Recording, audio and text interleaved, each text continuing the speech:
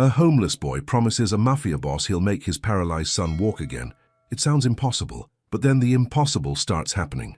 The boy has no money, no home, nothing but unshakable faith. The mafia boss has everything: power, wealth, respect. But he's lost the one thing that matters: hope. On a rainy night in a dim diner, their worlds collide. "Give me the leftovers," the boy says, "and I'll make your son walk." The boss should laugh, walk away. But something in the boy's eyes stops him cold. Days later, the son feels his legs for the first time in years. A tingle, a spark, the beginning of a miracle no doctor can explain. But as healing begins, danger closes in. Enemies see the boss growing soft. Betrayal comes from within his own circle. And when the boy is kidnapped, the boss faces an impossible choice: return to the violent man he was, or sacrifice everything for the homeless kid who taught him to believe again. Will faith be enough to save them both? Can a man built on blood and fear find redemption? And when the miracle worker becomes the one who needs saving, who will answer his prayer? The rain drums against the diner window. I sit alone in the corner booth. The vinyl seat squeaks under my weight. On the television mounted above the counter, the news anchor talks about another shooting, another body found in the alley behind 5th Street. I don't look up. I've heard it all before. The coffee tastes like mud. I drink it anyway. My phone buzzes twice. Marco again. I ignore it. Tonight, I just want silence. I want to eat my meatloaf in peace. The bell above the door chimes. Cold air rushes in. A boy stands in the doorway. He's soaked through. Water drips from his jacket onto the floor. He's maybe 12 years old. Black kid. Skinny as a rail. His eyes are too big for his face. The waitress, Linda, looks up from wiping the counter. "We're closing soon, honey." The boy doesn't move. He looks at me, then at Linda, then back at me. "I'm hungry," he says. His voice is quiet. "Do you have any leftovers?" Linda's face softens. She glances at me. I feel her waiting for permission, like this is my place, like I own the world. Maybe I do, at least the parts that matter. "What can you offer in return?" I ask. My voice comes out harder than I mean it to. The boy's eyes find mine. Something shifts in his expression. He doesn't look afraid. He looks certain. "Give me the leftovers," he says, "and I'll make your son walk." The silence stretches between us. Linda freezes. The cook stops moving in the kitchen. Even the television seems quieter. I feel anger rising in my chest. How does this kid know about Luca? Who sent him? Marco? Carmine? My jaw tightens. "Sit down." The boy walks to my booth. Water pools under his shoes. He slides into the seat across from me. Up close, I see the exhaustion in his face, the kind that comes from sleeping outside. "Who told you about my son?" I ask. "Nobody told me," he says. "I just know." "You just know." I lean back. "You some kind of prophet?" "No, sir." He shakes his head.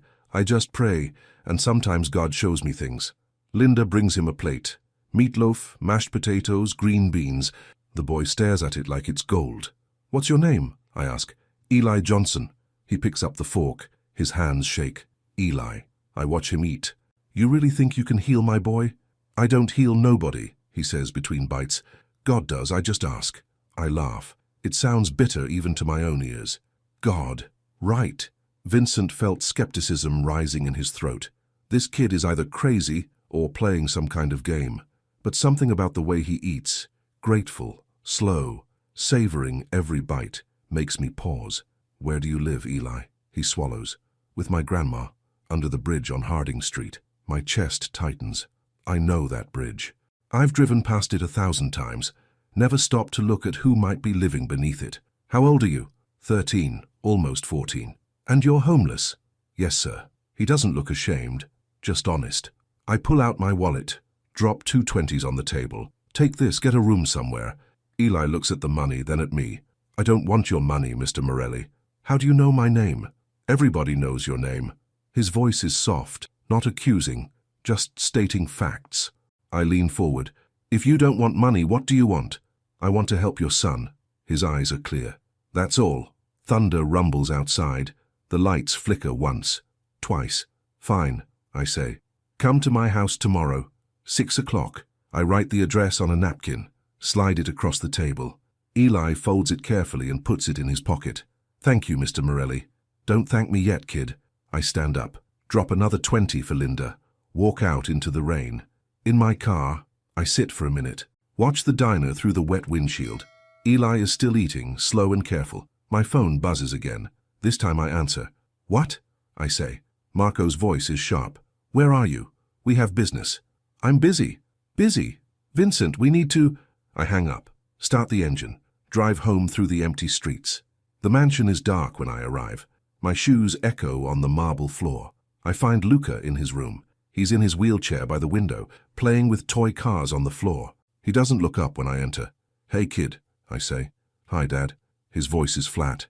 I kneel beside him. My knees crack. When did I get so old? How was therapy today? Same as always. He moves a red car across the carpet. Nothing changed. Vincent felt guilt crushing his chest. The accident had been my fault, not directly, but close enough. A deal gone wrong. A car chase. A crash. Luca had been in the back seat. His mother, my Elena, had died instantly. Luca survived, but his legs didn't. Luca, I met someone today, I say. A boy, he wants to help you. Luca's eyes find mine. Help me how? He says, he can make you walk. Luca's face hardens. He's heard promises before. Doctors, specialists, all of them failed. Dad, don't. Just meet him. Tomorrow, 6 o'clock. I don't want to meet anybody. His jaw tightens. I'm fine the way I am. You're not fine. The words come out too harsh. Neither of us are fine. Luca turns away, goes back to his cars. The conversation is over. I stand up, leave the room. In the hallway, I lean against the wall, close my eyes. Maybe the kid is crazy. Maybe this is all nonsense. But what if it's not? The next evening, my driver brings Eli to the house. The boy stands at the door in the same wet jacket. Linda must have given him the meatloaf to take home. His eyes are wide as he looks at the chandelier. Come in, I say. He follows me through the house. Doesn't touch anything, just looks. We find Luca in the game room. He's reading a book. His wheelchair is parked by the window. Luca, this is Eli. Luca looks up. His eyes narrow. Hi. Hi.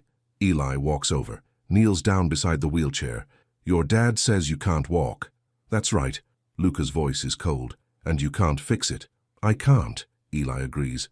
But God can. Strategized story progression. Tracked mandatory narrative phrases. I need to continue the story, maintaining the style and requirements. I'm around 1,000 words so far. I need to reach approximately 4,000 words for part 1, covering chapters 1-8 from the outline. Let me continue with the healing progression, building the relationship between Vincent, Eli, and Luca, and eventually reaching the police arrest scene at the end. I need to track my mandatory phrases. Name felt, emotion. Need 12 plus, used 2 so far. His, her voice was, adjective. Need 8 plus, used 2 so far. Body part tightened. Need 8 plus, used 2 so far. His, her eyes found hers, his. Need 8 plus, used 2 so far. Names breath caught. Need 6 plus, used 0 so far.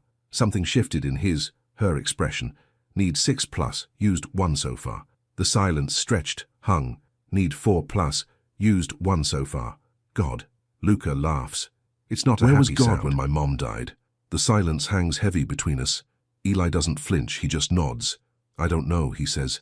But he's here now. Something shifts in Luca's expression. The anger fades just a little. He looks at Eli, really looks at him. What do you want me to do? Luca asks. Just let me pray. Eli reaches out, puts his small hands on Luca's legs, and try to feel. I stand in the doorway. Watch. Vincent felt doubt creeping through his mind. This is ridiculous. Prayers don't heal paralysis, but I don't stop him. Eli closes his eyes, his lips move silently. For a minute nothing happens. Then Luca gasps. His whole body goes rigid. I felt something, he whispers. Dad, I felt something. My breath catches. What did you feel? A tingle. Like pins and needles. Luca looks down at his legs. His hands grip the armrests. It was small, but it was there. Eli opens his eyes. Smiles. That's the beginning. I move closer. Kneel beside both of them. Luca, are you sure? I'm sure. His voice shakes. It wasn't my imagination. Vincent felt disbelief warring with hope. I want to believe. God, I want to believe. But I've been disappointed too many times. Can you do it again? I ask Eli. Not tonight. Eli stands up. Faith needs time to grow like a seed. How long? Luca asks. I don't know, Eli says. But I'll come back tomorrow. And the day after. And the day after that. I walk Eli to the door. Outside, the rain has stopped. The street is quiet. Kid, if you're lying to my son... I'm not lying. His voice is calm. I promise. I watch him walk down the driveway. He turns left at the gate, heads toward the bridge. Inside, Luca is still by the window, but his face is different, lighter. Dad, what if he's telling the truth? I don't know, kid. I sit on the arm of his wheelchair. But we'll find out. That night, I lie in bed, staring at the ceiling. Eleanor's picture is on the nightstand. So I haven't prayed since she died, haven't even thought about God. But now in the dark I whisper, if you're there, help him, please. The next morning, I wake early. The sun is just rising. I find Luca already awake. He's stretching his legs on the bed, trying to recreate the feeling from last night. Anything? I ask. No. His face falls. Maybe it was just, don't. I sit beside him. Don't give up yet. At breakfast, the housekeeper, Maria, asks about Eli. Word spreads fast in this house. I tell her he's coming back at 3. Good, she says. Her voice is warm. That boy has kind eyes. Marco calls twice. I don't answer. Whatever business he has can wait. When Eli arrives that afternoon, he brings a small notebook, sits with Luca in the game room. This time I stay. Today we're going to pray together, Eli says, and then we're going to visualize. Visualize what? Luca asks. Walking. Eli opens the notebook, shows us a simple drawing, a stick figure taking steps. Close your eyes. Picture yourself standing, one foot in front of the other. Luca closes his eyes. So does Eli. I watch them both. Now pray, Eli says softly. Ask God to help you. Thank him for your legs, even if they don't work yet. Luca's lips move silently. His brow furrows in concentration. After 5 minutes, Eli says, Okay, now let's try to stand. My stomach tightens. This is where it will all fall apart. Luca can't stand. The doctors were clear. The damage was permanent. But Eli helps Luca to the edge of the wheelchair, holds his arms. Just try, even if it's only for a second. Luca pushes down with his hands. His legs shake. Sweat breaks out on his forehead. He doesn't stand, but his legs move. Just a little. Just enough. Did you see that? Luca's eyes are wide. Did you see? I saw. Vincent felt something unfamiliar rising in his chest. Hope. I saw, kid. Eli grins. Tomorrow, we'll do more. Over the next few days, Eli comes every afternoon. Sometimes he stays for dinner. Maria fusses over him, makes him eat seconds, thirds. The house feels different, lighter somehow. Even Marco notices. Boss, what's going on with you? He asks one evening. You're different. I'm fine, I say. You're not answering calls. You're not handling business. His voice is tight. People are noticing. Let them notice. Marco's jaw tightens. Vincent, this kid, he's an outsider. You're taking risks. He's helping my son. Is he? Marco leans forward. Or is he playing you? I stand up, walk to the window. Outside I can see Luca and Eli in the yard. Eli is showing Luca how to stretch. They're laughing. When was the last time I heard Luca laugh? Get out, Marco, I say quietly. Vincent, I said get out. After he leaves, I go outside, join Luca and Eli on the grass. Eli teaches us both a prayer, something simple, something about gratitude. That night at dinner, Luca says grace for the first time since the accident. His voice is small but steady. Thank you, God, for this food, for Dad, for Eli. Amen. My throat tightens. I look down at my plate, try not to let him see the tears in my eyes. After Luca goes to bed, I find Eli in the kitchen. He's helping Maria wash dishes. You don't have to do that, I say. I want to. He scrubs a plate. Maria's been kind to me.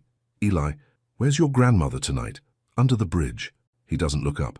She's okay. I brought her some food earlier. Vincent felt anger stirring. Not at Eli, at myself, at the world. You shouldn't be living like that. We manage. His voice is calm. God provides. God, I shake my head. You really believe that? Yes, sir. Even when you're sleeping under a bridge.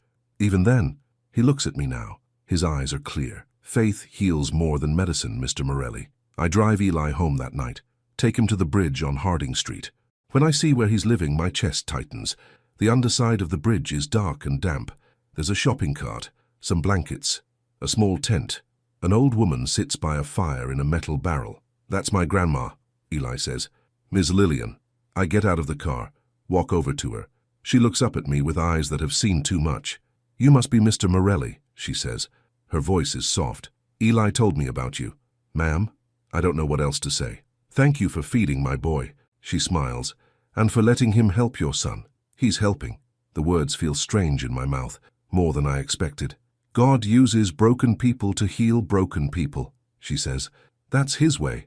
I look at Eli, then at the bridge, at the makeshift home, at the poverty I've ignored for years. "I'll send food tomorrow," I say. "You don't have to." "I want to." I drive away, but I keep looking in the rearview mirror, keep seeing that fire, that old woman, that boy who believes in miracles. At home, I sit in my study, pour a drink. Don't touch it. Elena's photo is on my desk. I pick it up, trace her smile with my thumb. "I don't know what I'm doing," I whisper to her, "but I think I'm trying to be better." The next morning, Luca tells Maria about Eli's living situation. By lunch, Maria has packed 3 bags of food and blankets. "We're going to visit him," Luca says. "Today." "Luca, please, Dad." His eyes find mine. He's my friend. So that afternoon we load up the car, drive to Harding Street. Luca insists on coming, wheelchair and all. When we arrive, Miss Lillian is sitting by the fire. Eli is reading to her from a worn Bible. They both stand when they see us. Well, Miss Lillian stands. Luca stays in his chair. "We brought some things," I say, gesture to the bags. "Food, blankets, whatever you need." Miss Lillian's eyes fill with tears. "Mr. Morelli, you don't—" "Please." My voice breaks a little. "Let me do this." Eli and I unload the car while Maria sets out the food. Luca talks to Miss Lillian. I hear her laugh, hear her call him sweet boy. Before we leave, Miss Lillian takes my hand. Her grip is surprisingly strong. "You're a man with a good heart," she says, "even if you've forgotten it." My breath catches. I want to argue, want to tell her she's wrong, but I can't speak. On the drive home, nobody talks, but the silence isn't uncomfortable. It's thoughtful. That night, I dream of Eleanor. She's standing in our old kitchen, the one before the mansion, before the money, before everything went wrong. "You can still be the man I fell in love with," she says. "It's not too late." I wake up with tears on my face. Days pass. Eli visits every afternoon. I hire a physical therapist, a young woman named Sarah who specializes in spinal injuries. She works with Eli, combining medical knowledge with whatever it is he does. "I've never seen anything like this," Sarah says one evening. "His neural pathways are responding." "Is that possible?" I ask. "It shouldn't be." She looks at Eli. "But here we are." Vincent felt gratitude swelling in his chest. This boy, this homeless, faithful boy, is giving me back my son. One evening, during dinner, Luca stands up from his chair, just for 3 seconds, but it's enough. He takes 2 shaky steps toward me, then falls.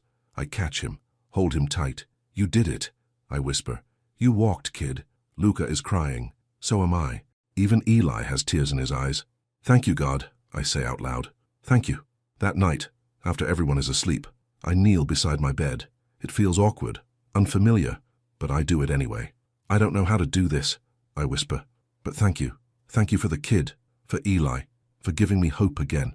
The next morning I wake up feeling different, lighter. But then I see the newspaper. My name is on the front page, connected to an old crime, an unsolved case from 3 years ago. Marco is at my door before breakfast. His face is hard. "Vincent, we need to talk," he says. "Not now." "Yes, now." He shoves the paper at me. "This is bad. The cops are circling. You need to stop playing saint and remember who you are." "I know who I am. Do you?" His voice is sharp. "Because from where I'm standing, you're getting soft. Weak." My jaw tightens. "Get out of my house." "Vincent, now." He leaves, but his words linger. Weak, soft. Is that what I've become? That evening, 2 police officers knock on my door. They're polite but firm. "Mr. Morelli, we need to ask you some questions," the first one says. "About what?" "About Eli Johnson." The second officer shows me a photo. "We have reports he stole from a convenience store last week." My stomach drops. "That's not possible. We need to take him in for questioning." Eli is in the game room with Luca. When the officers enter, his face goes pale. "I didn't steal anything," he says. His voice shakes. "I promise." "We'll sort it out at the station," the first officer says. "Come on, son." Luca grabs my arm. "Dad, don't let them take him." Vincent felt torn. Protecting Eli could bring more attention to my house, more questions, more risk. But letting him go, I hesitate. just for a moment, but it's too long. The officers take Eli by the arm. He looks back at me. His eyes are full of betrayal. "Mr. Morelli," he says quietly. I don't answer. "Don't move." They lead him out, put him in the back of their car, drive away. Luca turns to me. His face is red with anger and tears. "You promised you'd help him, Dad," he shouts. "You promised." Then he wheels away, slams his door, leaves me standing alone in the hallway. I sink onto the stairs, put my head in my hands. What have I done? That night, I don't sleep. I pace my room, replay the scene over and over. Marco calls. "You did the right thing," he says. "Let the kid go. He was a distraction." I hang up without answering. His voice makes me sick. At dawn, I find myself in Luca's room. He's awake, staring at the ceiling. "I'm sorry," I say. He doesn't look at me. "You're always sorry." "Luca, he was my friend, Dad. My only friend." His voice cracks. "And you let them take him." Vincent felt shame burning through him. He's right. I failed them both. I let fear control me. Again. "I'll fix this," I say. "How?" I don't have an answer. Not yet, but I will. I drive to the police station, tell them I'm posting bail under a false name, sign the papers. Wait. When Eli walks out, his eyes are red. He looks smaller somehow, younger. "Get in the car," I say. He does. We drive in silence. Finally he speaks. "Why didn't you help me last night?" My hands tighten on the wheel. "I was scared." "Of what?" "Everything." The word comes out broken. "Of losing what little I have left." Eli looks out the window. The sun is just rising. Orange light spreads across the city. "You deserve better than this," I say. "Better than me, better than this city." "I don't want better," Eli says. His voice is quiet. "I just wanted you to trust me." My throat tightens. "I do trust you." "Then prove it." I pull over, park on the side of the road, turn to face him. "Eli, I'm going to help you. For real this time." My voice is steady. "You and your grandmother. I have an apartment, small but safe. You can stay there." "Why?" "Because you gave me back my son." Vincent felt tears pressing behind his eyes. "And maybe you can help me become someone worth believing in." Eli looks at me for a long moment. Then he nods. "Okay," he says. "Okay." I drive him to the bridge, help Ms. Lillian pack their few belongings, move them to the apartment that afternoon. It's small, just one bedroom, a kitchen, a bathroom, but it's warm, it's safe, it's theirs. Ms. Lillian cries when she sees it. Eli just hugs me, hard. "Thank you," he whispers. "Thank you," I say back. That evening, Luca and Eli reunite. Luca hugs him so tight I worry he'll break. They both laugh through their tears. "I thought I lost you," Luca says. "You didn't." Eli grins. "Your dad came through." They go back to their exercises, back to their prayers, back to the slow work of healing. And that night, for the first time in years, I kneel at my bedside without hesitation. "If you're listening," I whisper, "don't stop now. Please don't stop." Outside my window, the stars are bright. The world is quiet, and somewhere in my chest, something small and fragile starts to grow. Hope. The next morning, sunlight fills the kitchen. Luca eats breakfast with actual appetite. He tells me about his dreams last night. "I dreamed I was running," he says. His eyes shine. "Just running through a field." "Maybe someday," I say. "Maybe soon." He grins. Vincent felt something warm spreading through his chest. This is what peace feels like. This is what I've been missing. But peace never lasts long in my world. Marco shows up at 10. His face is hard. He doesn't wait to be invited in. "We need to talk," he says. "Now." I follow him to my study, close the door. He paces like a caged animal. "You bailed that kid out," he says, "under a false name. How did you—" "I have eyes everywhere, Vincent." His jaw tightens. "You're making mistakes, big ones. Helping a child isn't a mistake. It is when that child makes you forget who you are." He stops pacing, looks at me. "You're a boss, Vincent, not a charity worker." "I can be both." "No." His voice is flat. "You can't."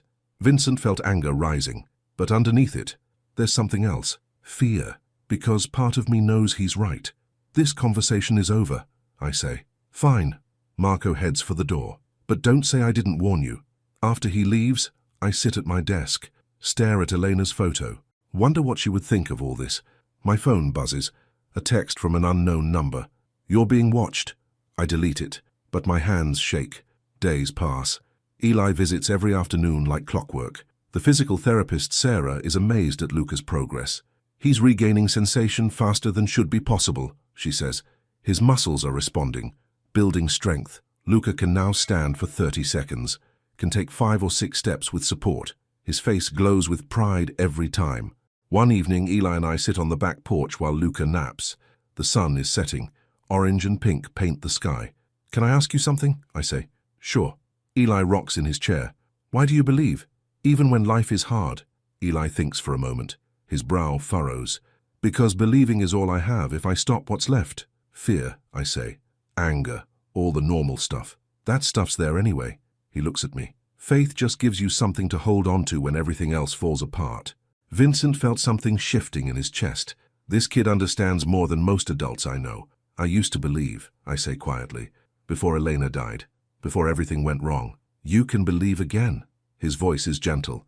God doesn't stop listening just because you stop talking. We sit in silence, watch the sky darken. Somewhere in the distance, a dog barks.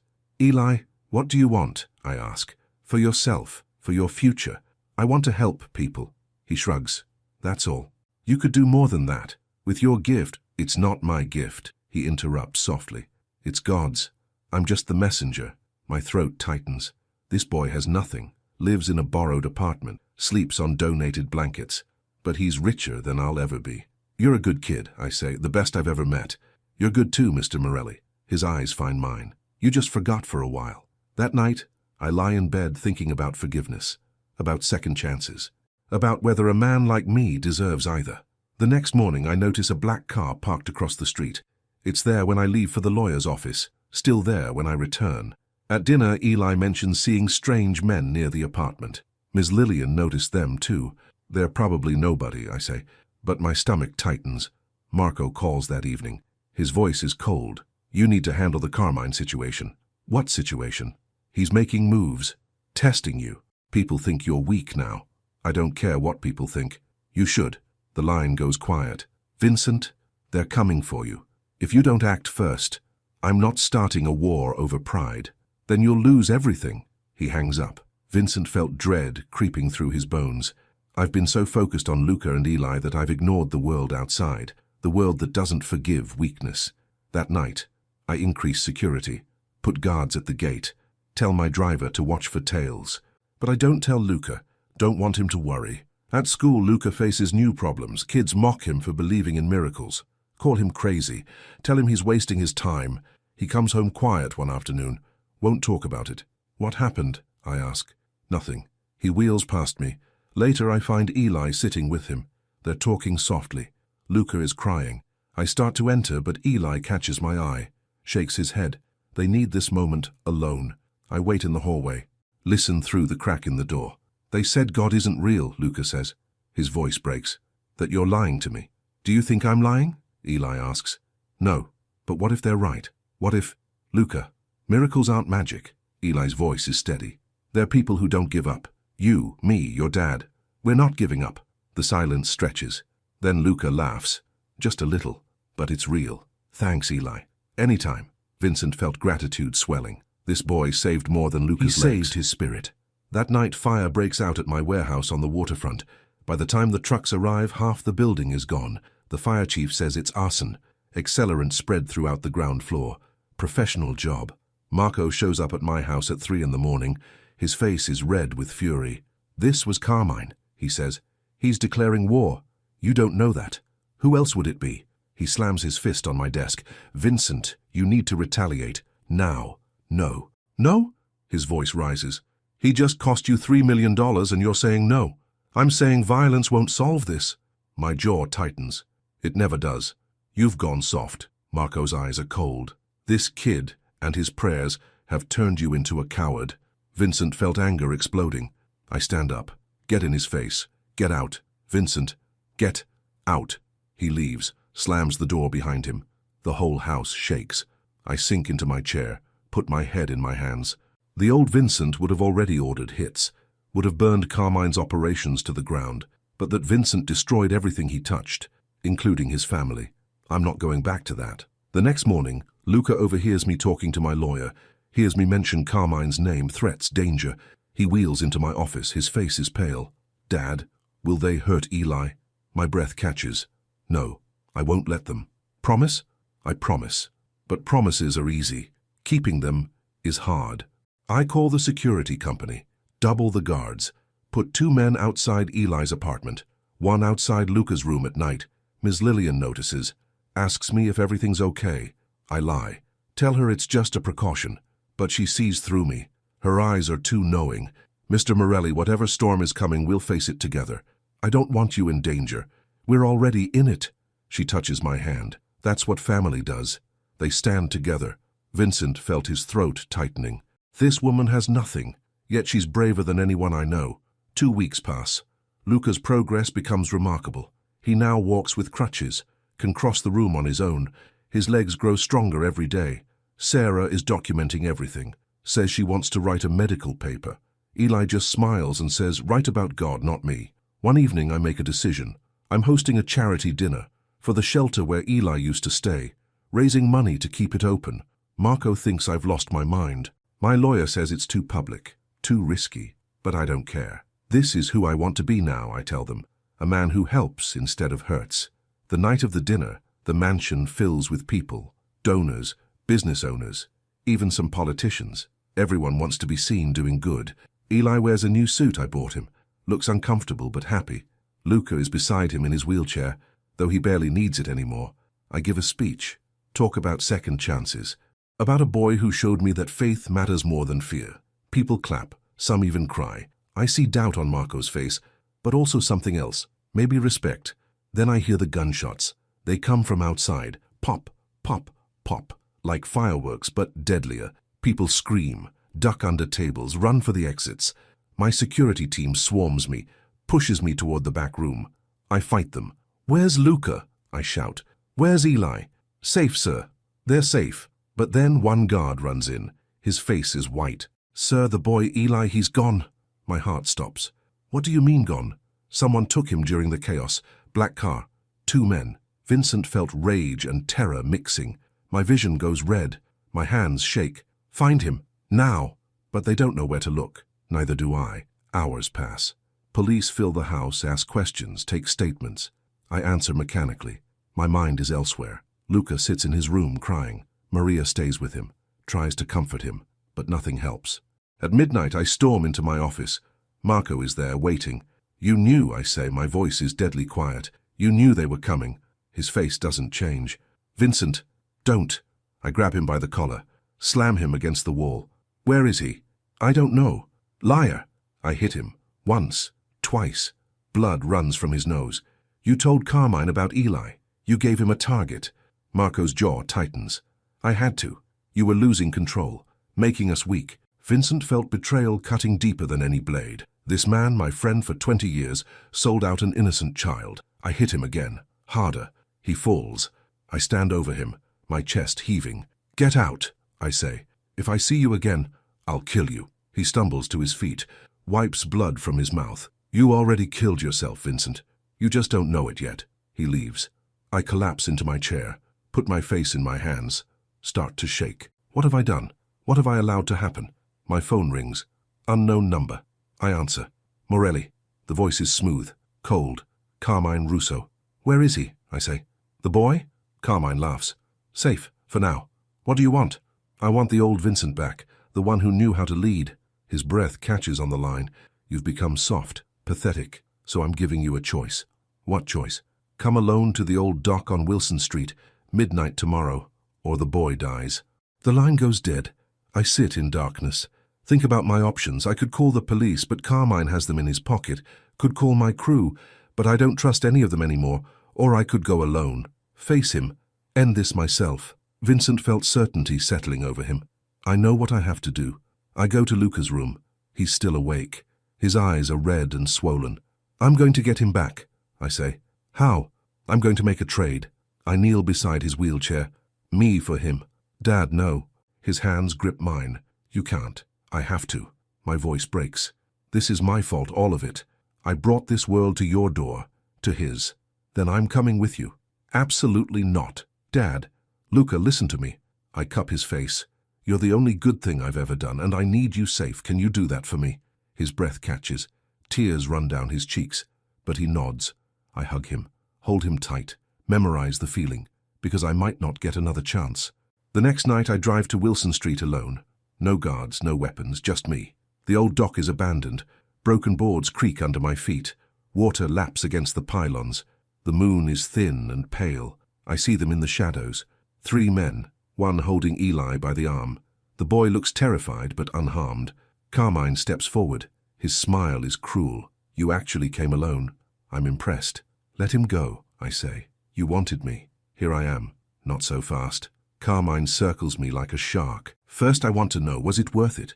Trading your empire for a homeless kid? Vincent felt anger burning, but underneath it there's peace. Yes, it was worth it. You're a fool, Morelli.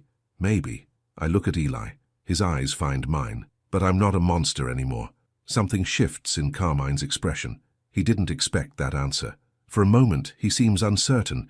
Then he shrugs, pulls a gun, points it at me. Then die a fool. Before he can pull the trigger, I hear sirens. Red and blue lights flood the dock. Police pour out of everywhere. I called them, left an anonymous tip, told them exactly where to find Carmine Russo and evidence of his crimes. You set me up, Carmine hisses. I did. My voice is steady, but I'm turning myself in too. His eyes widen.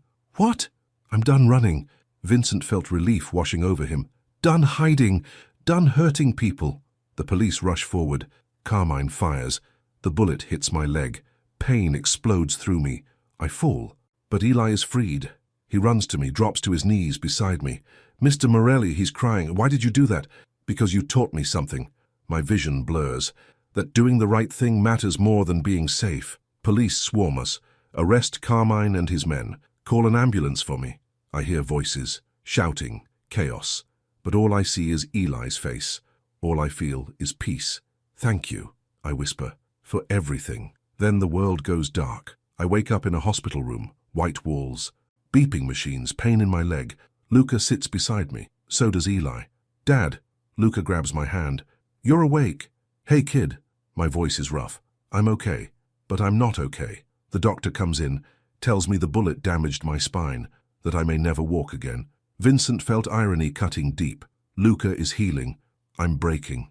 God has a strange sense of humor. How long was I out? I ask. 2 days. Luca's eyes are wet. The police want to talk to you. I know. I squeeze his hand. It's time. Over the next week I tell them everything. About the Morelli family, about the crimes I committed, about the blood on my hands. My lawyer begs me to stop talking, but I can't, won't. For once in my life I'm telling the truth. They arrest me, officially, charge me with racketeering, conspiracy, a dozen other things. I plead guilty to all of it. Marco is arrested too, for his role in Eli's kidnapping. He doesn't look at me during the hearing. I don't look at him either. The judge sets my sentencing for 2 months away. Until then I'm remanded to custody, but they let Luca and Eli visit every Sunday. Those visits become everything. Luca tells me about his progress. He's walking more every day, sometimes without crutches. Eli tells me about the shelter, how my donation saved it, how they named a wing after me. The second chance wing, he says proudly. Ms. Lillian visits too, brings me books, reads me scripture, says, God's not done with you yet, Vincent. Vincent felt something growing in my chest, not hope for freedom, hope for something bigger, redemption. The day of sentencing arrives. The courtroom is packed. My lawyer argues for leniency, points to my cooperation, my changed heart, my donations. But the prosecutor shows photos of my victims, tells stories of families destroyed, of lives ruined, by me. I don't argue, don't defend myself. Every word is true. The judge looks at me. Mr. Morelli, do you have anything to say? I stand. My leg is in a brace. I have to grip the table for balance. Yes, Your Honor. The room goes quiet, waiting. I'm guilty, I say. My voice is clear. Of everything they said, and probably more. For years I hurt people, destroyed lives, all for money and power. Luca starts crying in the front row. Eli holds his hand. But then I met a boy who showed me another way. I look at Eli. He taught me that faith matters, that kindness matters, that even a man like me can change. My throat tightens. I'm not asking for mercy. I deserve whatever punishment you give, but I am asking for a chance to make things right, however long it takes. The judge nods, takes a moment, then reads the sentence. 10 years. Possibility of parole in 5. I feel relief more than anything. 10 years to think, to grow, to become someone worth saving. As they take me away in handcuffs, I stop, turn back, look at Luca and Eli one more time. I love you both, I say. Don't give up on me. Never, Luca says through tears. Never, Eli echoes. The guards lead me out, away from my son, away from the boy who saved me, toward a future I can't see. But for the first time in my life, I'm not afraid. Prison is quieter than I expected, colder. The walls are grey concrete. My cell is 8 feet by 10. A bed, a toilet, a small window too high to see through. My leg throbs constantly. The doctors say the nerve damage is permanent. I'll need a wheelchair, maybe forever. Vincent felt strange acceptance settling over him. Luca was paralyzed because of me. Now I'm paralyzed because of who I was. God's justice is poetic. The other inmates know who I am. Some respect me. Others want to test me. I keep my head down, follow the rules, count the days until Sunday. Because Sunday means visits. Sunday means Luca and Eli. The first Sunday comes slowly. I wait in the visiting room. My wheelchair feels foreign, heavy, but I'm grateful for it. Then I see them. Luca walks through the door, on his own. No crutches, no help, just walking. My breath catches. I start crying before he even reaches me. Dad. He hugs me tight. So tight I can barely breathe. I'm okay. Look at me. I'm okay. You're walking. My voice breaks. You're really walking. Because of you. He pulls back. His eyes find mine. Because you saved Eli. Because you chose right. Eli sits down beside us. He's grown taller. His smile is bright. How are you, Mr. Morelli? Better now, I say, seeing you both. We talk for an hour. They tell me about school, about the shelter, about Miss Lillian's new apartment in a better neighborhood, everything I missed. When visiting time ends, Luca hugs me one more time. I'll be back next Sunday, every Sunday. I know, kid. I hold him. I know. They leave. I wheel myself back to my cell, lie on my bed, stare at the ceiling. Vincent felt gratitude flooding through him. My son can walk. That's all that matters. Weeks turn into months. The routine becomes familiar. Wake at 6, breakfast at 7, work detail in the library, lunch, more work, dinner, lights out at 10. I read constantly. Books I never had time for before. Philosophy, history, even some theology. Trying to understand the God Eli believes in so completely. Some nights I pray. It still feels awkward, but less so than before. I'm learning. One afternoon, a younger inmate approaches me. His name is Carlos. He's 23. In for armed robbery. You're Morelli, right? He asks. That's right. I look up from my book. They say you used to run things. His jaw tightens. Before you went soft. I did. I closed the book, and it destroyed everything I loved. So why'd you stop? Because a 13-year-old boy taught me that power isn't worth your soul. I meet his eyes. And he was right. Carlos stares at me, like he's trying to decide if I'm weak or wise. Then he nods, walks away. But the next day he sits at my table during lunch. Doesn't say anything, just sits, like he's testing the water. By the end of the week, he's asking questions about faith, about change, about whether someone like him can start over. Everyone can start over, I tell him, if they're willing to be honest about who they were. Vincent felt purpose stirring. Maybe this is why I'm here. Not just to pay for my crimes, but to help others avoid my mistakes. 3 months into my sentence, Ms. Lillian visits, alone. She moves slowly now, uses a cane, but her eyes are still bright. Where are the boys? I ask. School trip. She sits across from me. But I wanted to talk to you, just us. Okay? My stomach tightens. Is everything all right? Yes, she smiles. More than all right. The shelter is thriving. Eli volunteers there every weekend. He's helping so many people. That's good. Relief washes over me. That's really good. Vincent, I want to thank you. Her voice is soft. For everything you did, for us, for Eli. You gave us a life we never dreamed of. My throat tightens. You gave me more. We gave each other what we needed. She reaches across the table, takes my hand. God put us in each other's path for a reason. Something shifts in my chest. Warm, steady, like a door opening. Miss Lillian, can I ask you something? Anything. Do you really think God forgives people like me? My voice cracks. After everything I've done? She squeezes my hand. Her grip is stronger than it looks. Vincent, God forgives everyone who asks. That's the whole point. But how do you know? Because he forgave me. Her eyes glisten. When my daughter died, I blamed him, turned away, spent years angry and bitter, but he waited, and when I finally came back he was there. Vincent felt tears pressing behind my eyes. I don't deserve that kind of love. None of us do. She smiles. That's what makes it grace. When she leaves, I wheel myself back to my cell. Kneel beside my bed. It's harder without working legs, but I manage. God, I whisper, if you're listening, thank you. For Eli, for Luca, for this woman, for giving me a second chance I don't deserve. The words feel inadequate, but they're honest. And maybe that's enough. 6 months pass, then 9. My life settles into a rhythm. Work, read, pray, visit with Luca and Eli every Sunday, write letters to families my crimes hurt, try to make amends however I can. The police use my testimony to dismantle what's left of the old organization. Carmine gets life without parole. Others get long sentences. Some cooperate, some don't. Marco refuses to testify against anyone, gets 20 years. I hear he's in a different facility. Part of me hopes he finds peace. Most of me doesn't think about him at all. Carlos becomes a regular at my table, brings other young inmates. They ask questions. I answer honestly, tell them about my mistakes, about the cost of violence, about the boy who saved me. Word spreads. Soon I'm meeting with 10 or 15 guys regularly, talking about faith, about change, about hope. The chaplain notices, asks if I want to help lead a prayer group. I say yes, even though I still don't know what I'm doing. But maybe that's the point. Maybe God uses broken people because we understand brokenness. 1 year into my sentence, everything changes. I wake up one morning, and my left arm won't move. My face feels numb. I try to call for help, but my words come out slurred. Guards find me, call medical, rush me to the prison hospital. The doctor's face is grave. You've had a stroke, Mr. Morelli, he says. A mild one, but significant. My legs, I manage to ask. The words are thick, difficult. The stroke affected your lower spinal cord. He pauses. I'm sorry, but you've lost all movement below the waist, permanently.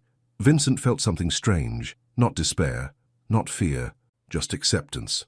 My legs are completely gone now, just like Luca's were. They keep me in the hospital for 2 weeks, run tests, start physical therapy for my arm. The numbness in my face fades. My speech improves, but my legs stay dead. When Luca and Eli visit, I'm back in my cell, in bed, unable to even sit up without help. Luca's face goes white when he sees me. Dad, no. It's okay, kid. I reach for his hand. My grip is weak. I'm okay. You're not okay. His voice breaks. This isn't fair. Life isn't fair. I squeeze his fingers, but we keep going anyway. Eli sits on the other side of the bed. His eyes are sad but steady. Can I pray for you? Always. He puts his hand on my leg, the one that can't feel anything, closes his eyes, whispers words I can't quite hear. When he finishes, I say, thank you, Eli. I wish it worked this time. His breath catches, like it did for Luca. It did work. My throat tightens, just differently. You gave me peace. That's bigger than walking. Something shifts in his expression. Relief, understanding, maybe even pride. Recovery is slow. The prison moves me to a medical wing, gives me a better wheelchair. Electric this time, easier to control with limited arm strength. Carlos visits every day, brings books, reads to me when my eyes get tired. Other inmates stop by too, the guys from the prayer group, even some I don't know. You're pretty popular for a guy who can't move, Carlos jokes one afternoon. Guess I'm finally good at something besides crime. I smile. It still feels strange on my face. You're good at hope. His voice is serious. You taught us that changing is possible, even when everything's against you. Vincent felt warmth spreading through my chest. Maybe this is my purpose, not to be powerful, but to be proof that transformation is real. Months pass. My health stabilizes. I learn to live in this new body, the one that doesn't move, doesn't walk, doesn't stand. But my mind is clearer than ever. My heart is lighter. The guilt that crushed me for years is lifting, slowly, but steadily. I write more letters, to victims' families, to former associates, to Luca. Long letters about life and faith and regret, about hoping he becomes better than I ever was. Eli starts bringing other people to visit, kids from the shelter, former inmates he's mentoring. They all want to meet the man who changed. I tell them my story, every ugly detail. Don't hide anything, because honesty is the only thing I have left to give. One Sunday, Luca comes alone. Eli is sick with a cold, Ms. Lillian stayed home to care for him.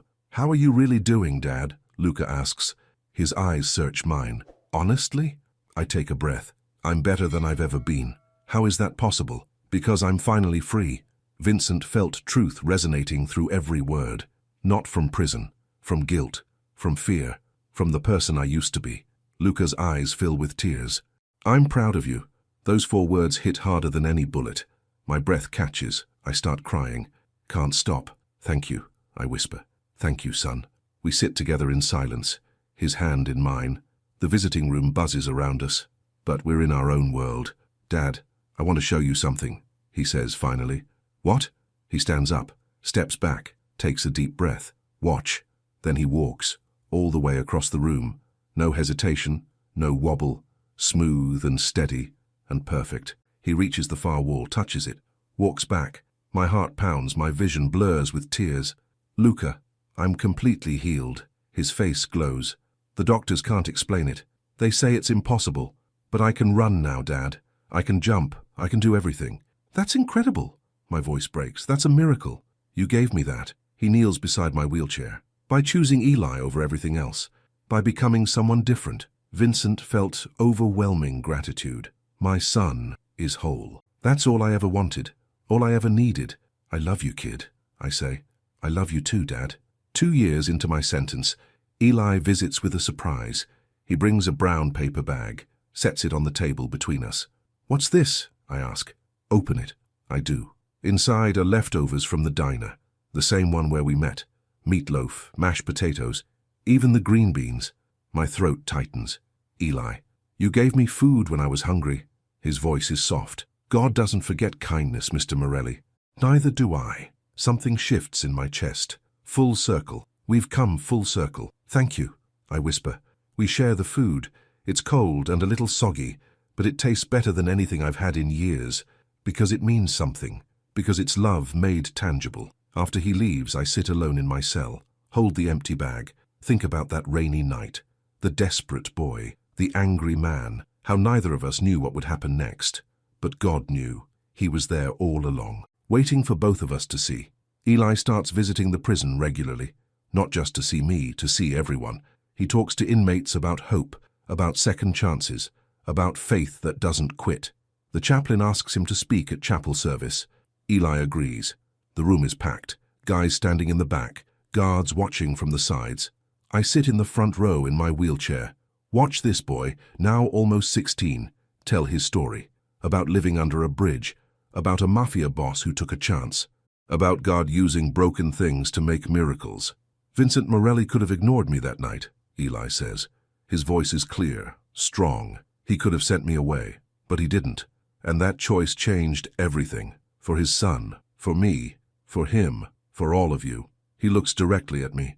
"People think faith is about believing in what you can't see, but really, it's about acting like what you believe is real. Mr. Morelli did that, and now he's teaching all of us to do the same." The room is silent. Then someone starts clapping, then another. Soon everyone is applauding, even the guards. Vincent felt pride swelling. This boy is going to change the world, and I got to be part of his story. 3 years into my sentence, I start writing. Not letters, a book about my life, my crimes, my transformation, everything. The chaplain helps me find a publisher. They're interested. Say stories like mine give people hope. I'm not sure about that, but I write anyway. Carlos reads each chapter as I finish it, offers feedback, says, "Boss, this is going to help a lot of people." "I'm not anyone's boss anymore," I tell him. "You're right." He grins. "You're better. You're a teacher." I think about that word, teacher. Never imagined it applying to me, but maybe he's right. Maybe that's who I've become. Luca graduates high school with honors, writes an essay about forgiveness that wins a state competition, dedicates his award to Eli, to me, to second chances. When he visits to tell me, I cry, can't help it. "I'm so proud of you, kid. I learned from the best." His eyes find mine. "You taught me that mistakes don't define us. How we respond to them does." Vincent felt his heart expanding. My son understands, really understands. 4 years into my sentence, my health begins declining. The doctors say my heart is weak, my kidneys are struggling. The stroke did more damage than they initially thought. I'm moved to the medical wing permanently, hooked up to machines, given medications that make me drowsy, sleepy, but strangely peaceful. I know what's coming. Death isn't far away. But I'm not afraid, just tired, ready to rest. Luca visits every day now, brings homework, sits by my bed, reads to me when I'm too weak to read myself. "Dad, you need to fight," he says one afternoon. "I have fought, kid." My voice is barely a whisper. I've fought harder than I ever did before, but now it's time to let go. His face crumples. "I'm not ready." "You are." I reach for his hand. My grip is almost nothing. "You're strong, kind, everything I should have been from the start." "Dad, listen to me, Luca." Vincent felt urgency rising. "You're going to do great things. Help people. Make the world better. I'm so grateful I got to see you become who you are." He leans down, hugs me carefully. I feel his tears on my cheek. "I love you, Dad. I love you too." My chest tightens. More than anything. One night when I'm alone, I write a final letter. My hand shakes. The pen feels heavy, but I push through. "Dear Luca, by the time you read this, I'll be gone. Don't be sad. I've lived more in these 4 years than in all the years before. You gave me the greatest gift. You forgave me, even when I didn't deserve it. That forgiveness set me free. I may never walk free from this prison, but my soul finally can. Be good, kid. Be kind. Be faithful. And know that your father died proud. All my love, Dad." I seal the envelope. Give it to the chaplain. Ask him to deliver it when the time comes. 2 days later, I drift off to sleep. It's quiet, peaceful, no pain, just warmth, just light. I see Elena. She's smiling, holding out her hand. "Come on, Vincent, it's time to come home." I take her hand, feel whole for the first time since she died. "I missed you." "I know." She kisses my cheek. "But you did good. You did so good." Then everything fades. Gentle, soft, like falling into clouds. They tell me later that I died peacefully in my sleep. No suffering, no fear, just peace. The funeral is small, just family and close friends. Luca speaks. So does Eli. So does Ms. Lillian. They talk about redemption, about grace, about a man who found his way back. Luca cries through his whole speech, but he stands tall, proud, strong, everything I hoped he'd become. They bury me in a simple cemetery. No fancy headstone, just my name, my dates. And one line, "A sinner who found grace."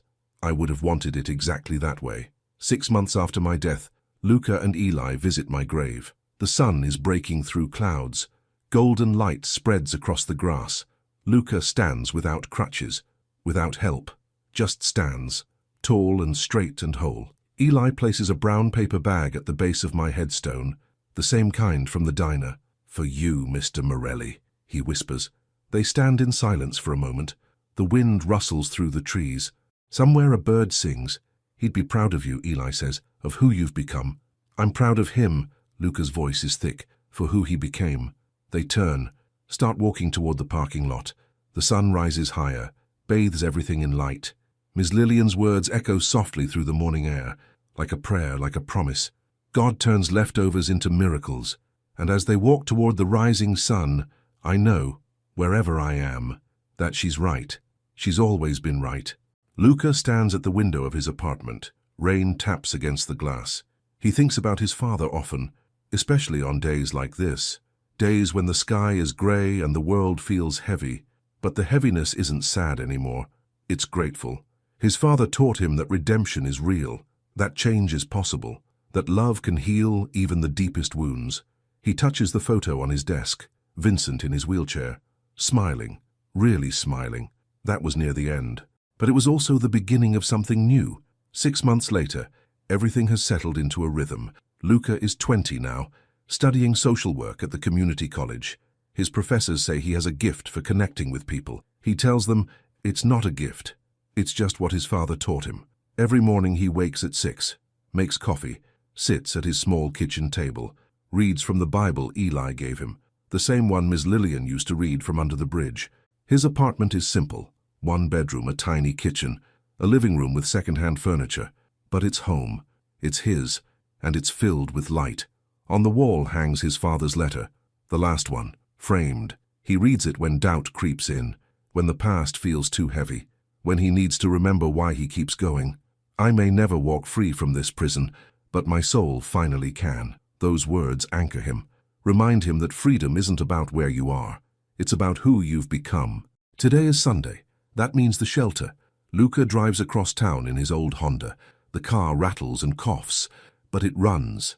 That's enough. The second chance wing looks beautiful in the morning light. Fresh paint, new windows, gardens in the front. All funded by his father's final donations. By the restitution he insisted on paying. Inside, the smell of coffee and fresh bread fills the air.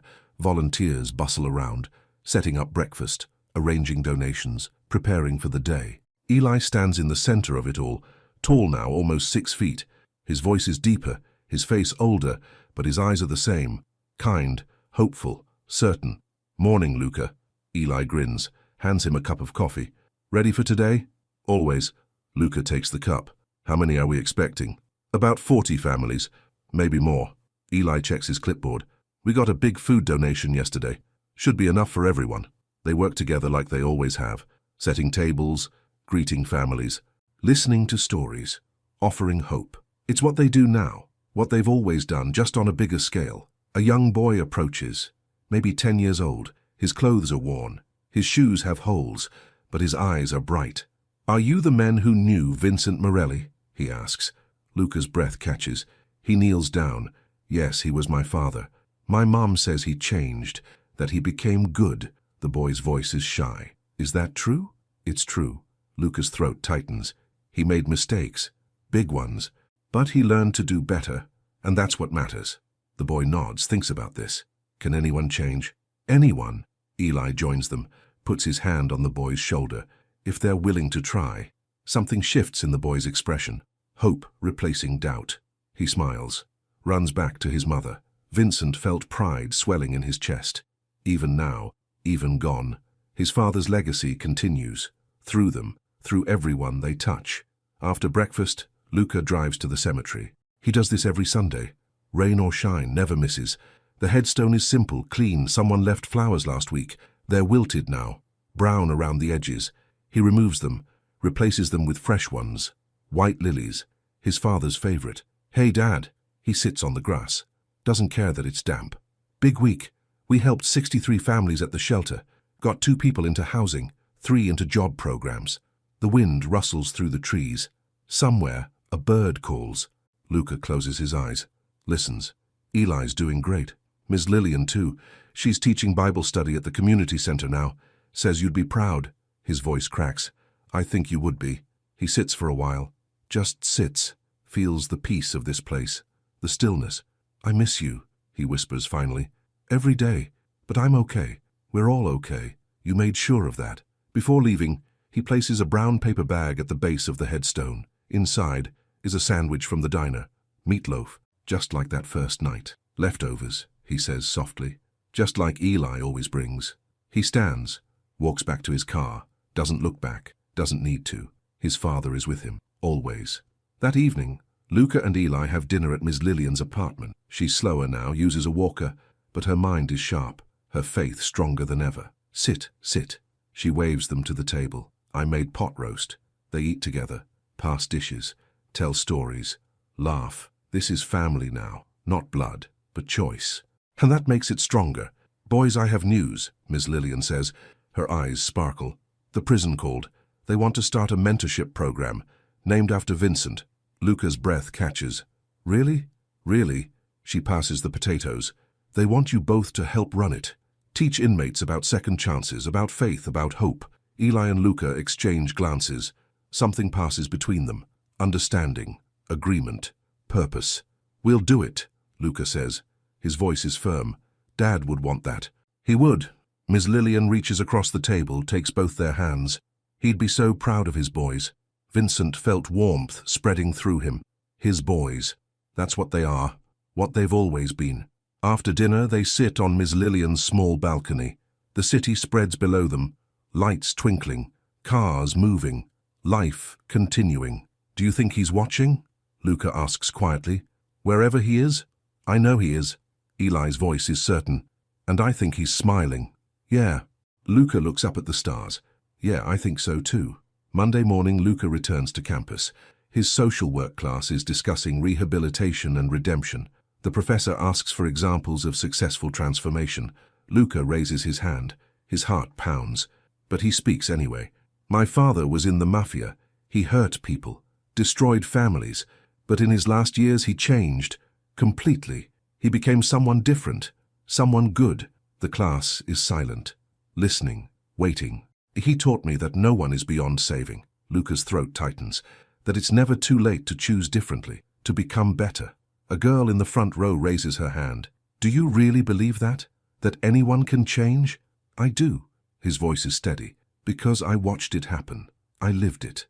After class, 3 students approach him. They want to know more, want to hear the whole story, want to believe that transformation is possible. Luca tells them, all of it, the good, the bad, the impossible miracle of a mafia boss becoming a man of faith. By the end, 2 of them are crying. The third just nods.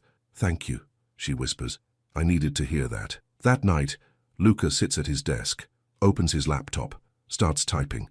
He's been working on something for months, a book about his father, about Eli, about redemption.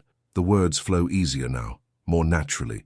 He writes about the rainy night, the diner, the desperate boy with impossible faith. He writes about wheelchair therapy sessions, about laughter returning to an empty mansion, about gunshots and betrayal and sacrifice. He writes about prison visits, about watching his father die, about grief and gratitude mixing until you can't tell them apart. Hours pass. His fingers ache, but he doesn't stop. This story matters. People need to know that change is real, that hope survives, that love wins. Around midnight, Eli texts. You still up? Writing? Luca responds. The book? Yeah. He'd be proud. Luca smiles. Types back, I know. 6 months later, the book is finished, published by a small press that specializes in inspirational stories. It's called Leftovers, A Story of Redemption.